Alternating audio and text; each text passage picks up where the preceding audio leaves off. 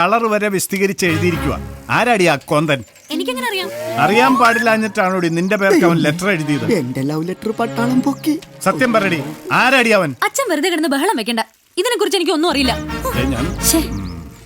മര്യാദയ്ക്ക് അവളൊരു പണിയെടുത്തോണ്ടിരുന്നതാ. അപ്പോഴാ ഒരു ലെറ്റർ. വെറുതെ പ്രഷർ കൂട്ടാതെ ആരാ അയച്ചെന്ന് പോയി കണ്ടുപിടിക്കേ. നീ പൊടിയാകത്ത്, ഞാൻ കണ്ടുപിടിച്ചോളാം. എന്തായി കാണുമാവോ? ഇന്ന് രാത്രി പട്ടാളത്തിന്റെ കൂർക്കമ്പലി ഉയർന്നു കഴിയുമ്പോൾ ഞാൻ വരും.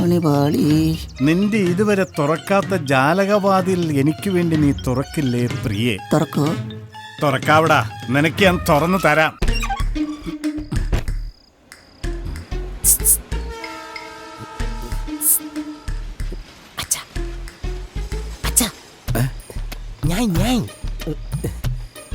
ഞാനാ അച്ഛന്റെ മോൻ.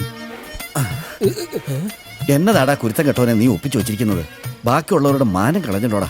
എന്താടാ നിനക്ക് ജാനുമായിട്ടുള്ള ബന്ധം? എന്റെ അച്ഛ എന്റെ ബൈക്ക് അറിയാതെ ആ പെണ്ണുമ്പിള്ളയുടെ ദേഹത്തൊന്ന് മുട്ടി. അതിനാ അവര് ഈ പ്രശ്നം ഉണ്ടാക്കിയത്.